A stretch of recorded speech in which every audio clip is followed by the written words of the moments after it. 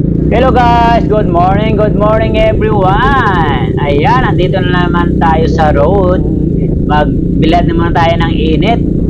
So saan kaya tayo ngayon guys? Anong sa tingin nyo? Guess nyo kung saan tayo?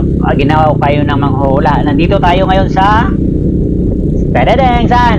Santa Cruz, Zambales, mga ka-joyride with Dong. So we are going to Cotoman. Shoutout sa dalawang walang helmet. Ayan, shoutout sa kanila. Hindi yata ako sa helmet dito. So stay safe sir kasi wala kayong helmet, no? So ayan guys, balik tayo sa ating we are going to Cotoman. So before tayo pupunta ng Cotoman guys, punta muna tayo sa office ng tourism office. So kukuha tayo ng permit doon para makapunta tayo ng Cotoman.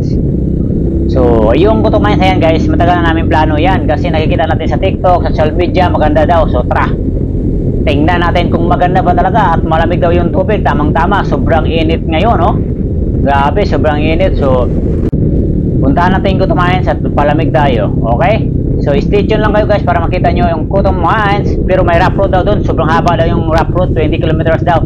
Alright guys. So, malapit na tayo sa kanto papasok ng Cotoman. Left side, I'm sorry. Right side guys. Ayan, yun ay lumabas nga ba? Yan, may nakapayong ihati. Alright, dito, pakanan tayo, pakanan. Alright guys, so ito na. Make it sure sa ating video. Ang road guys, papuntang Cotoman, sobrang rough road.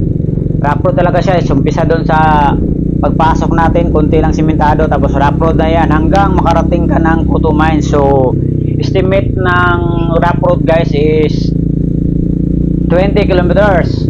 Galing doon sa highway. Ngayon guys, aabot ko nung mga isang oras kalahati papunta doon kasi hindi mabilis magpatakbo dahil sa kondisyon ng road. So medyo mahaba-habang biyahean ng rough road guys, 1 hour and 30 minutes estimated time sa mga nakapunta dito.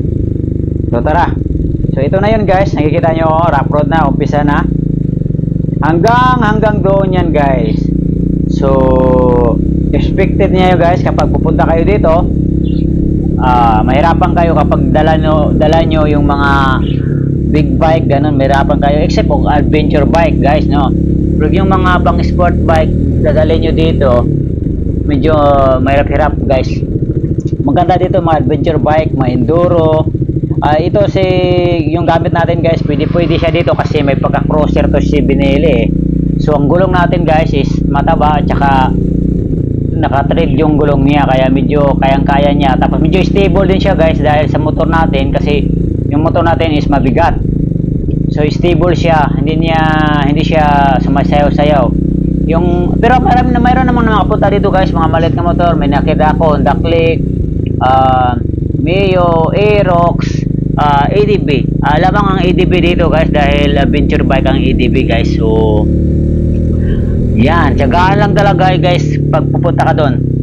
Dahil sa lugar na gusto mo puntahan, tiyagaan lang talaga kahit gano'ng kahirap yung daan. So, na-experience to guys. Para sa amin ni Mrs. na-experience to nga rough road, okay?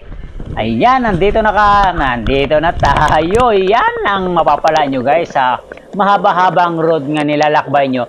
Ito yung madatnan nyo. Ito yung mapapala nyo kapag nandito kayo. O, anong tingin mo? Anong tingin nyo guys?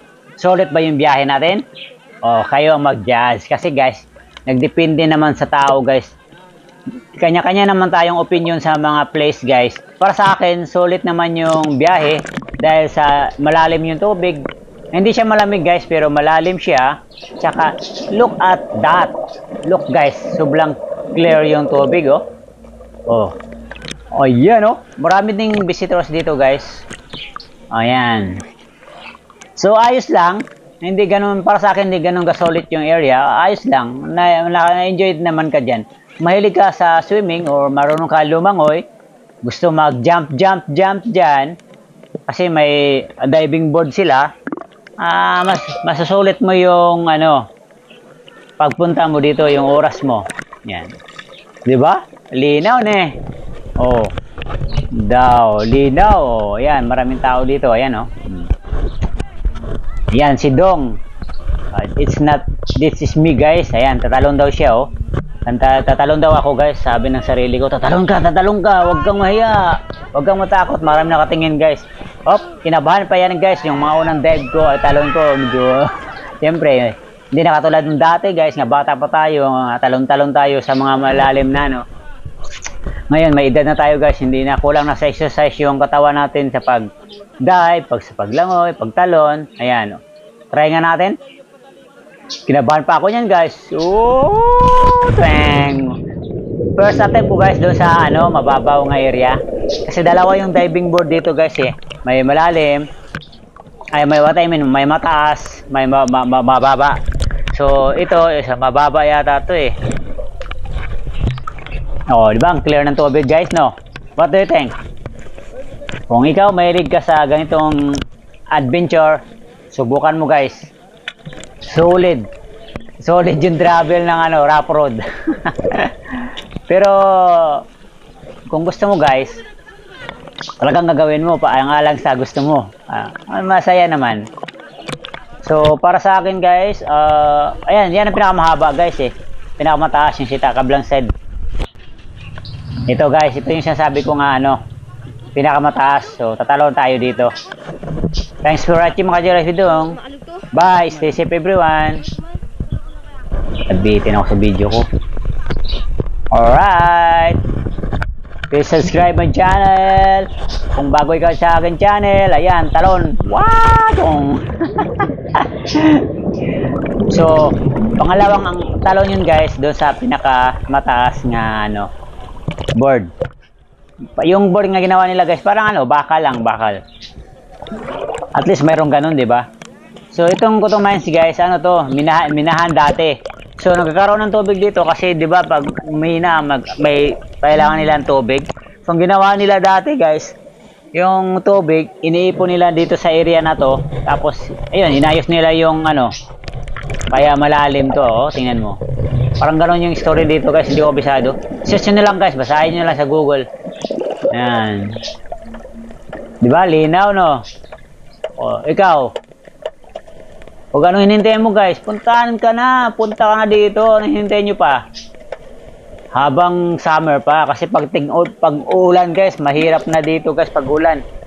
Lalo na yung kondisyon ng road, mahirap kapag maulan guys kasi rough road, tapos slidey, loose kasi yung mga stone guys. Tsaka sa apato guys delikado. Clear ang tubig guys Ganda. Nice thing. Talon tayo ulit. Talon. 1, 2. Talon. Uy, mayabang na ako yan. Wow! Poing! Babos. Ang ganda tingnan guys So, hindi ko alam guys kung nakailang talon ako nito. Pag pupunta kayo dito guys, tapos kung sakaling wala kayong baon, before kayo papasok, may tindahan. Main road, may tindahan. Alright. Tapos, linaw guys, no? Balik tayo, may tindahan doon sa before kayo papasok. Tapos dito, pagdating dito sa Kutong Mines, mayroon din tindahan dito. So, pwede rin dito kayo bumili ng pods nyo. Linaw ng tubig, nice. Diba? Linaw guys,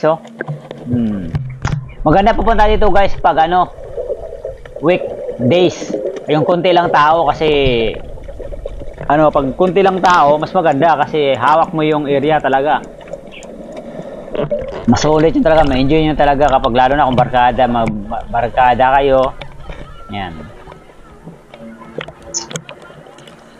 Maganda maligo dito guys pag hapon. Kasi yung sun sa kabilang side, so hindi ka na matatamaan ng sun, araw. Maganda, makulimlim, nice. Pag umaga masyado mainit Tapos mayroon naman silang dito guys, pwede kayo mag-tent dito, mayroon din silang nakita yung tumalon sa likod guys, nakita mo? Ayan.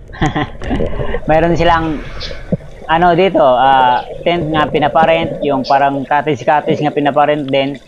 Pero hindi na ganun yung cottage. Ang comment ko lang dito guys, yung basura tsaka yung, sorry disclaimer lang no, nakikita ko kasi yung basura tsaka yung ano, yung CR nila. Mapanghi yung CR. Pero kung sa itong yung pag-usapan, yan, linaw, 'di ba? Itong pag-usapan natin yung tubig, pwede na siya mag-chill-chill ka dito, mag-swimming pwede na kasi malinaw naman talaga siya, malalim din. If you can see, ayan naghahanap po ng gold dito, baka mayroong naiwan pa. Walang naiwan nga gold, guys. Ayan gold ba dito man Ano dito man? Copper? Chromium. Chromium? Chromium daw. Hindi ko marunong salita, guys. Bahala na kayo, basta. Ano ma? Ayun, si Mama, guys, Yan, Seming si Mama, guys. Ayan, sabi ko sa kanya, swimming ka ma. Tapos, videoan kita. Ayun, kaya yun. Tapos, yung bato, guys, madulas-dulas siya, guys, no? Madulas. Madulas yung, bato. Mayroong portion nga madulas, yung mga brown kasi siguro, diba, ang water, hindi siya ganun siguro hindi ko alam bakit o ganun, ang dahilan bakit masubang dulas yung bato. So, careful lang kayo pag tumatalong kayo, o maapak kayo sa mga bato-bato na yan kasi madulas siya. Pero, yung mga gilid-gilid. Pero yung ibang bato dito, guys, yung white, hindi yan madulas. Yung may green, tsaka yung may brown, ang madulas nga, bato. Maganda talaga mag-chill-chill dito kasi kita mo kapag paligid mo, guys, bundok, tapos mga puno. Sarap mag-chill-chill lang dito. Tingnan mo yung, tsaka malakas din yung, dito nga area, guys, kung saan kasi Mamang nag-swimming dito. Itong current yung current dito, guys, malakas dito, Malakas yung current dito nga area. Alright, hanggang dito lang tayo mga Jeresidyo. Nabitin tayo sa ating video. Nabitin tayo. Thanks for watching mga Jeresidyo. See you next video.